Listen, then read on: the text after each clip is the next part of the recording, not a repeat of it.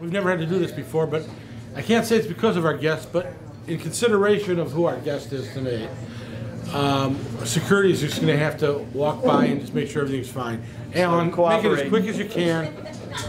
Alan! Hey, everyone!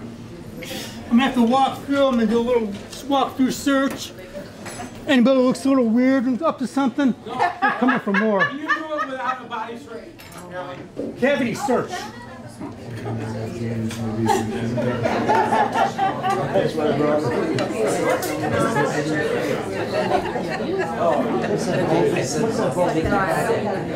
Sir, you're going to need to come with me. Did we do a sound check? We did a sound check. How did I sound? You sounded great. Okay, well listen. You sounded great. I'm a little worried tonight. I can't hear you at all. Okay, I'm a little worried tonight because Rick has, with what this book is about and stuff, there might be some people that aren't so happy he's here tonight. I hope security checked everything out all right. I have to tell you, some of the people that were here last week were scary. And that was baseball. So hey guys, we're on. Oh, we're on. Oh. From the iconic Corky and Lenny's Restaurant and Delicatessen, we are the fabulous Boomer Boys. Yay! I'm Bob Snyder. This is my friend from 4th grade, and still friends today, believe it or not, Bruce Bogart, and then my partner in this show. all right. Bruce, I just want to say, we've had great response, and we really feel that we're soon to be the #1 webcast for baby boomers. Okay. Thanks to all of you out there that are watching, and those of you here tonight. You always were a dreamer. All right, well, we're trying. We're trying. We've got a real interesting guest tonight, and I think we're going to get right to him. Let's go. Okay with you. Let's go. All right, and got a real eclectic crowd here tonight. I think is going to appreciate this. He has no Rick idea what that word Porrello is. No idea. Is a Cleveland area police chief, and he's the author of The Rise and Fall of the Cleveland Mafia. And he also wrote a book, and here it is, To Kill the Irishman. And it was made into a movie, and Killing the Irishman, about Danny Green. And I think a lot of you that are watching this program are going to remember Danny Green getting blown up at the corner of Cedar and Brainerd. So that's the start. And we're going to let him tell you more about it and tell you more about Rick. So we're going to introduce him now. Rick Porrello, please join us.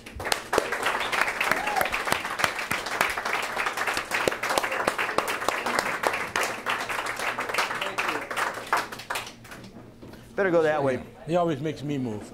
It's part of his gig. Watch your stuff. Let me go over. Okay. I'm guessing you've dealt with wires before. Thank you, Rick. Depends on what kind. Fulton Square Bar? My father owned that. That's a tough question there. Okay. Okay. All right, we'll have audience participation later, Rick. Maybe but tomorrow. Right now, Or tomorrow. Yeah. tomorrow. Okay, so the big question people are probably going to wonder right off the bat is, Rick, what got you into this idea of following up on what's going on in the Cleveland Mafia, and what drove you to write your books and get involved in the movie? Sure. So when I was a kid growing up, I knew that I had heard that my grandfather had been killed. I didn't know much more than that, except that it had something to do with the mob. So fast forward maybe to when I was 17, 18, 19 years old, I started doing some research at the wonderful public library. A little plug for the public library here. And as I was going through the news footage, Bruce, if you'd pull that thing, that newspaper article out. This is why I'm here, you know. This is what I found. Front page headline. I had no idea it would Let's be get it over this way so we front can get on the page headline. camera. I don't want to block Rick. That's all right. Okay, go ahead. And this made quite an impression on me. And then I started digging in a little bit further. And from this article, I got more dates and more parts to what I realized was a big, huge story, really about the beginning of organized crime, specifically the mafia in Cleveland. And my grandfather was killed. 3 of my uncles were killed. And they also, they hosted in 1928, because they were really the second mafia family in Cleveland. Excuse me for a second. Bruce, you can put it down now. Thank you. Thank you, Bob. All right. May I stay for the rest of the show? Rick, go ahead. In 1928, the Porrellos hosted what's known as the first known meeting of the Sicilian American Mafia. They hosted that here in Cleveland. These were very powerful Sicilian American gangsters from across the country. Was this at Brush High School? This was downtown at the Statler Hotel. Oh. And the guy in the wheelchair. Here, we'll show that again. All right, let's show that. His name is Joseph Profaci, and he was the leader of what would become one of the 5 New York crime families, specifically the Colombo crime family. So these were some heavy hitters, and that was an historic meeting here in Cleveland. Well, you know, one of the reasons I thought you'd be a great guest for a Baby Boomer show is that I think everybody that, as I look around this room, looks like we have mostly Baby Boomers here, except for our camera crew. Remember The Untouchables? Oh, yeah. Right, the Robert TV Stack. show. Am I right? Let me know. Stack. Right, Robert. And of course, The Godfather. Who doesn't love that? I still watch it almost every time it's on AMC or one of those Never stations. seen it. Never. Yeah, right. You can watch it anytime. Anytime. Yeah, or you can rent it. That's right. I forgot. But the other movie, of course, and then the Goodfellas. Oh, yeah. So those are all movies based on fact. These books that you wrote are fact based on fact. And to me, I think that's really something that we can drive home with Baby Boomers. And the millennials, who knows if they watch our program or not, we don't really care. I don't think they're able to relate like Baby Boomers are to that era.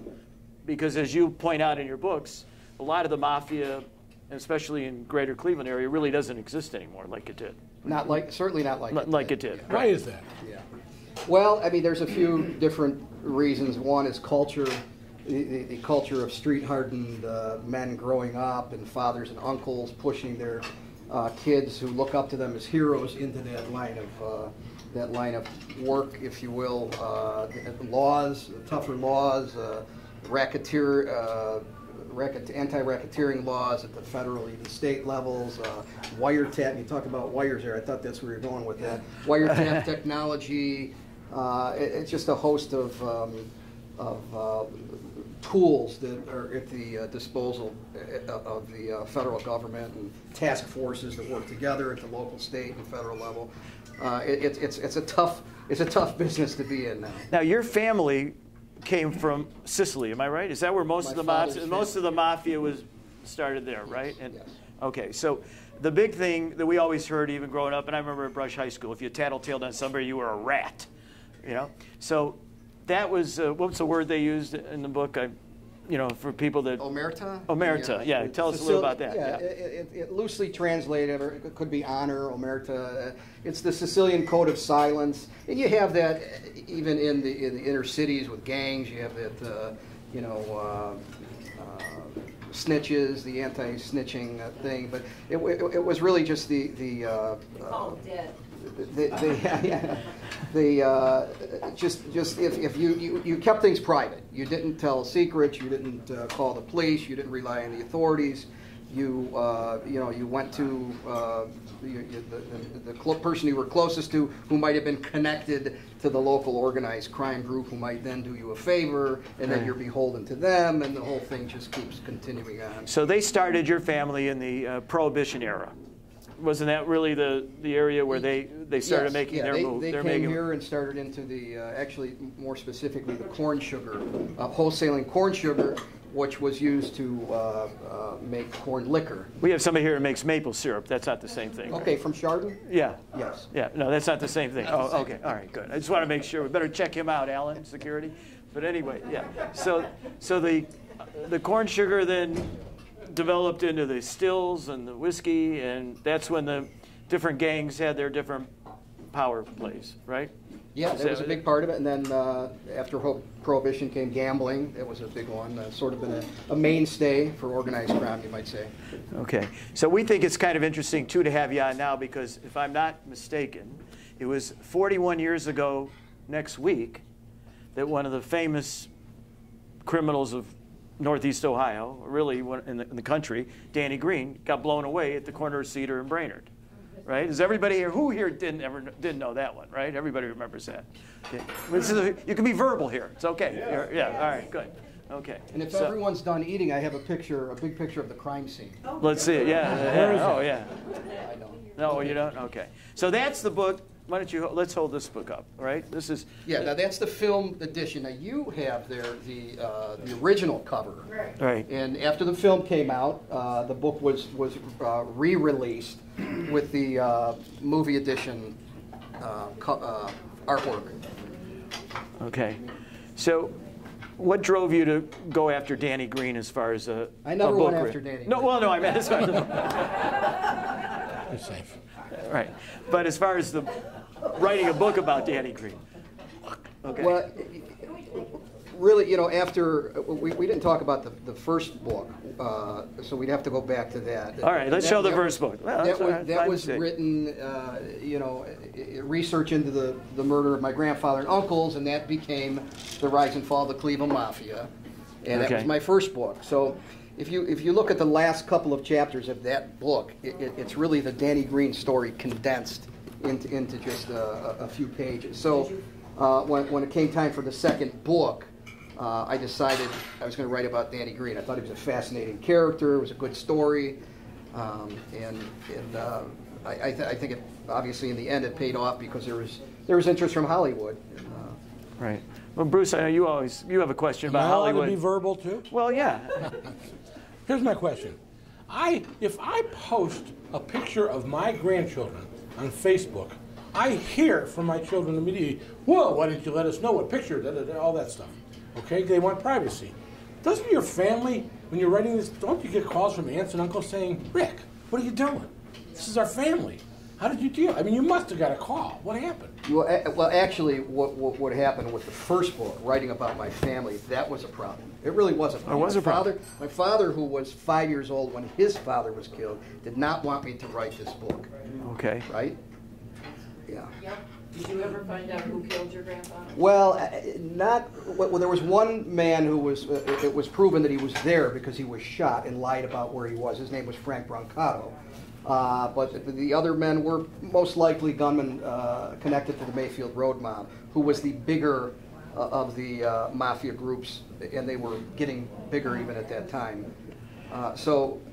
Yeah, there was a little bit of pushback? Opposition, pushback. But, you know, as I started researching more and finding out about this whole story and getting pictures and showing my father, it kind of won him over. And that was really the only thing I was worried about. Now, with some of the other things, yes, there has been a little bit of, you know, some people aren't thrilled with some of the things I've written, the way the film was written, the screenplay.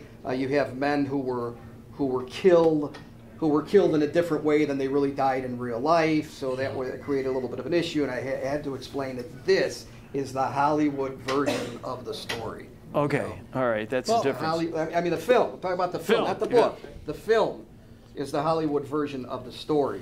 Rick, no, I mean, I think I remember right, if I read this right.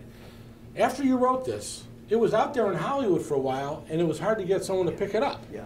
Is that because fear? Was there a fear factor in there? No, not at all. It's just the whole, in fact, I talked to somebody about making a film. It is a tough business. You need millions of dollars that need to come together, and a lot of people, personalities and vision and all that. And sometimes it takes a long time. In this case, it took, I mean, over 10 years. Oh, from really? the time that the book was optioned for a film to the time that it was actually 13 years from the time that it came out on the screen. It took a long time. Did you have any veto power in the text of the script or in any of the casting? Nothing. Had no creative authority. I made some, you know, recommendations. I got to read the script, but you know, it's kind of like if you have a recipe, your own family recipe, and you sell that, and then you want to go in the kitchen and show them how you would make it. They don't want to hear it. Right. Well, They bought the recipe. They don't want you in the kitchen. Bob told me I could ask 4 questions this week, so here's my last question. No. Okay. Okay. Really? No. What do you mean, really? You tell them the truth. Come on, you guys connected. I thought it was 5, but go ahead. Don't you really think, although it's not politically correct to say it, that it was a safer world when the mob was involved?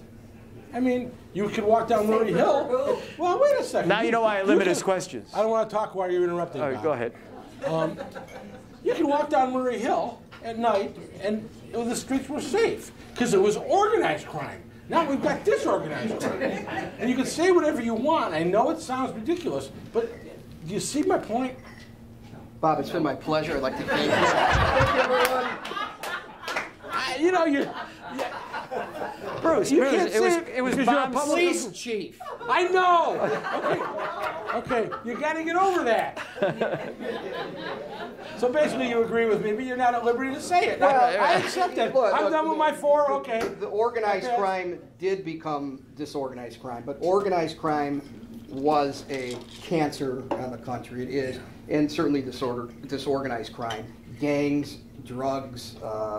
You know, all of that is a cancer. Well, let's go back to Danny Green because I found him the most fascinating. Of the, just like you wrote the book, I got to tell you, I like both books, but this one really, you know, I couldn't put it down. And when you talked about Danny, the amazing thing to me was this guy. When they killed him, that was not the first time they tried that. I mean, he used to. I remember because it was the Plain Dealer always would write about him. They would have attempts on his life, and he was so brazen. He would sit in his house in Collinwood, and I forgot what street. Waterloo. Wow. Right. He'd sit outside with a gun sometimes, and just sit in a chair, and he'd be sunning himself, and he'd kind of be saying to the other mafia people, because he was the Irishman, and the Irish and the Italian mafia didn't quite mix, and he would say, "Come and get me. Here I am." Yeah. Right? I mean, He would taunt them. he taunted them, yeah.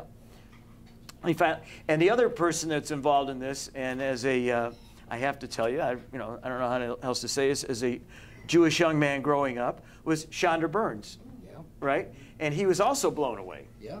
right? Give us a little history in that, because he was connected to the Danny Green situation as well, am I right? He was. Danny was a protege of his, and I mean, the long story short, Chandra Burns was probably the most prominent Jewish racketeer in Northeast Ohio.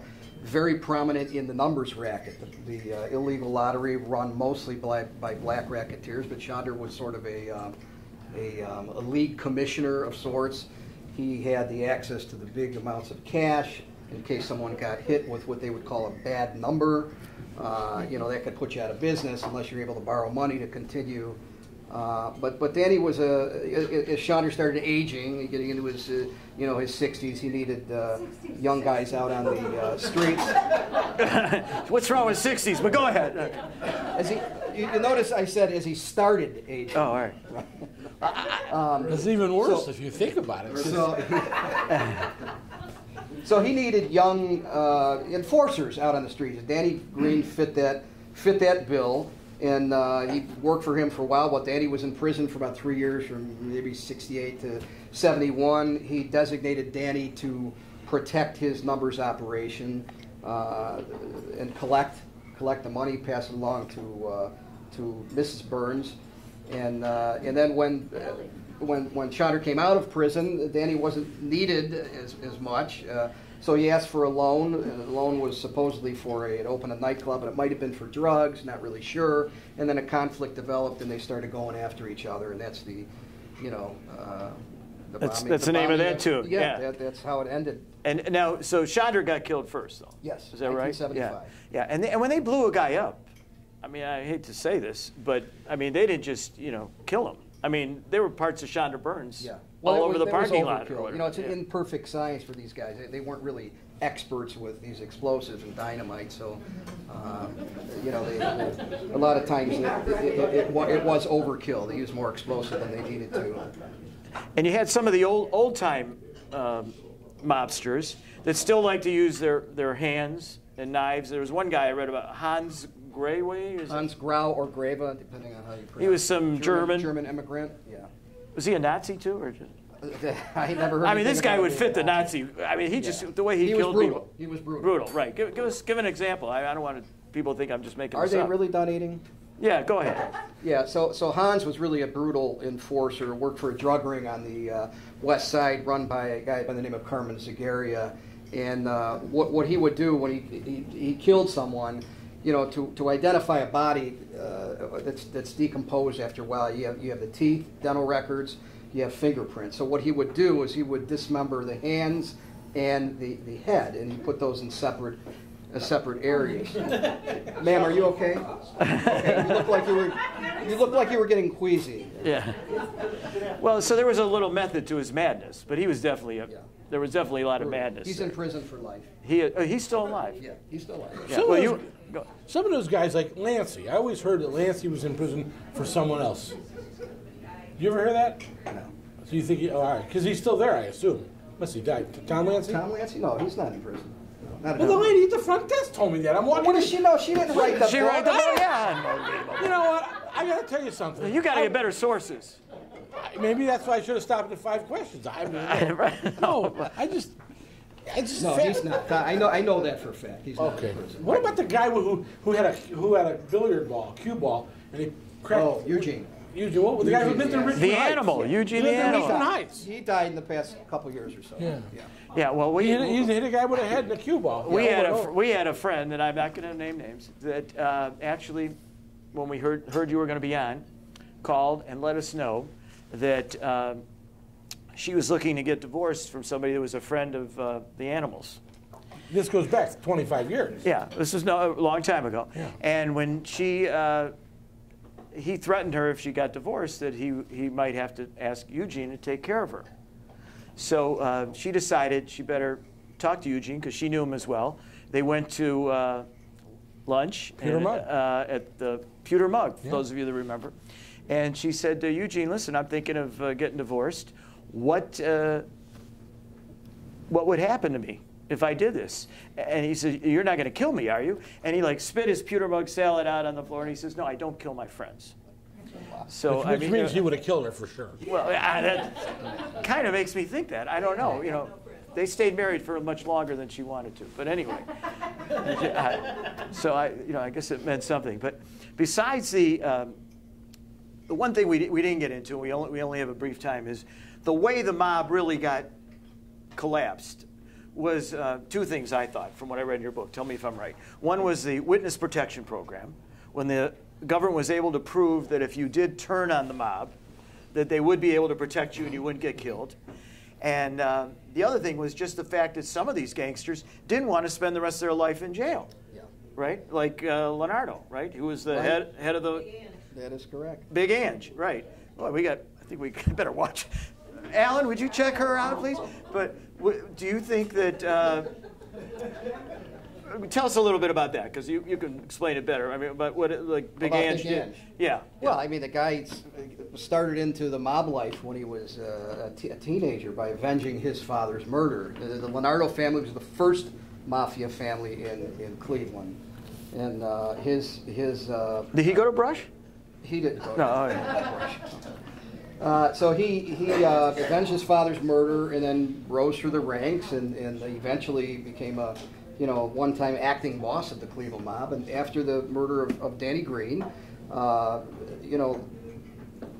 was the state murder charges and aggravated arson charges, and a few of the guys went down. Some of them were acquitted.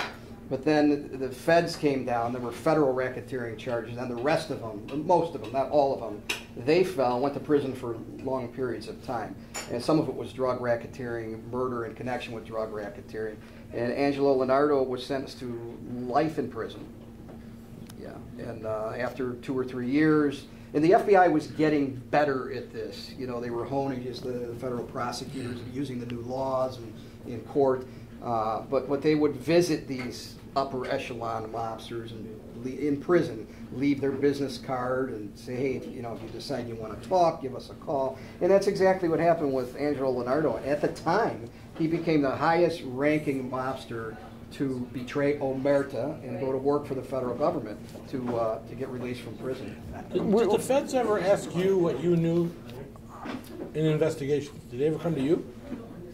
No, there was one case where the county came to me for some information and background and asked my opinion about one of the guys being released, one of the guys being paroled. Yeah, and they asked for a couple of pictures. Okay, we're going to go a little longer than we normally do tonight. Is that okay with you guys? Is that all right with you? Because this is it's too much to go on here. Because I know there's people there are so many names we've left out of the picture. I mean, for example, Jackie Presser, who a lot of people in this room I know are familiar with. He used to eat at Corky and Lenny's quite a bit, as a matter of fact. But there was another guy who everybody figured with the Teamsters and the money that he was able to funnel into the casinos and whatever, how come he never got arrested? And there was always that rumor that he was an informant. Yeah, and he was a top echelon informant here in town, along with Danny Green, here in Cleveland. He walked we were just talking about Jackie Presser. Somebody said he played both sides. Really, he had three sides. He was a Teamster boss, he was a mafia associate, and he was an FBI informant. Yeah. There's a book called Mobbed Up. Smart guy. It's probably 25 years old, but it's a good in-depth read about Jackie Presser, written by Jim Neff. Okay, and we can't go without saying some of these meetings they would have would be at the Theatrical Restaurant downtown. We have somebody here who used to be involved in that, so not the mob, but the Theatrical Restaurant. But you know, all these places that baby boomers grew up. When you read these books that Rick wrote, you're going to find places that you went to and never knew. I've got a little story I have. When my father had a business that was over on Kinsman around 146th Street. And there was a delicatessen there called Solly's. And I used to work for my father in the summers, and I could walk a block over and go to Solly's, and that's where I'd grab lunch. And I can remember going in there and seeing this guy, and he reminded me of Bear Bryant. He always had like a checkered black and white sport coat, had a big African-American man as his bodyguard, and he'd sit down in a booth, and I'd watch, and people would just come and hand him dollars and dollars and dollars, give him money, and nobody said anything of it, and I just thought, I was just too naive to know. I found out like a month later, after I saw this happening a number of times, I said, "Who is that guy?" And he said that was Chandra Burns. So I mean, it was that openly done with these gangsters at that time, and you know, again, I think we can all relate to that. We probably all saw some of these people. I mean, it was a Licavoli lived over in Pepper Pike. Yeah. Right? Well, no, he lived in Little Italy. Angelo Leonardo, Johnny Scalish. Who didn't know Johnny? If you grew up in you knew Scalish, the family, and they were in Pepper Pike. Who knew this guy was killing people? And the difference between the mafia, Allegedly. you know, they were allegedly a sorry. secret organization, so they stayed away from the publicity. Generally Right. speaking, guys like Danny Green and Chandra Burns are the ones who became the more colorful figures because they embraced the publicity. You know, Chandra liked talking to reporters. He'd pick up the check for drinks or meals, and Danny Green kind of emulated that as he got older. Because somebody once asked me, you know, the presentations that I do. Why has there never been a book written about John Scalish? And that was a good question because he was the mob boss for about four decades. And I thought about that. And the reason is he's just not a colorful, bigger-than-life character like a Danny Green or Chandra Burns. Okay. Because they Or John Gotti. That's why. Well, John Gotti, yeah, he did not subscribe to the being quiet. He liked the publicity too, and ultimately, I think that was his downfall. That was his downfall. Yeah. Did his kid just get out? Did I read that? Somebody big just get out in New York. His brother. Yeah. Who said that? Give him a prize. All right. All right. Now let's talk about the next thing you have coming out. Okay. Well, that's out. Super it is out. Yeah, all right. So tell us about quite a while. All right. So tell us a little bit about this book. Well, Super Thief is the story of the biggest bank heist in U.S. history. Bank burglary, not bank robbery, bank burglary. And it is in development for film. I'm keeping my fingers crossed. It's told from the perspective of one of the key players, a guy by the name of Phil Christopher. He go to Brush. What's the difference? Rush hour. They don't know the burglary and a robbery. Oh, yeah. Well, I think as far as I know, burglary, no one's in the house when you do it. The robbery, they're home. So robbery is a crime against a person, and burglary is a crime against property. Nobody in the bank. They went in through the roof over the weekend. When banks, this is back in the 70s, when banks weren't open on Saturdays, so they had the whole weekend to blast in. They used dynamite, and it's a big. I envision it as the next big heist flick. Oh, okay. So who would you like to be the star of the show? I can't even think ahead like that. I used to do that with Kill the Irishman year after year after year. Right. So I don't even think about that anymore. Okay. All right. Well, I've got a friend of mine, Jeff Grover, great actor. Some of you people know him. I think he'd be great. So keep that in mind if they ever ask you that. Okay. So. Were you on set during the filming of Kill the Irishman? I was on set during the Killing of the Irishman for 1 week, which was out of, I think, 6 weeks total. So I didn't get to meet all of the actors and actresses, but I met some of them. Okay. One more topic, and then we got some prizes to give away, and we don't want to keep you here too long. What about the Jewish mob, the Jewish boys, as I read in your book, and how that compared with, you had the Irish mob, you had the Italian mob, the Jewish mob, and there was a mix there where it seemed like they got along with the Italian mob.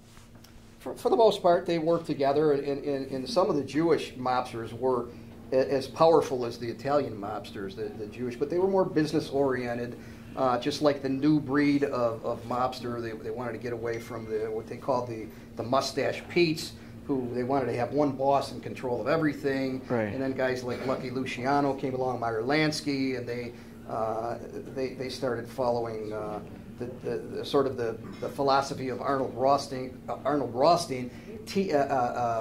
formulating their activities and their operations more along the lines of a business.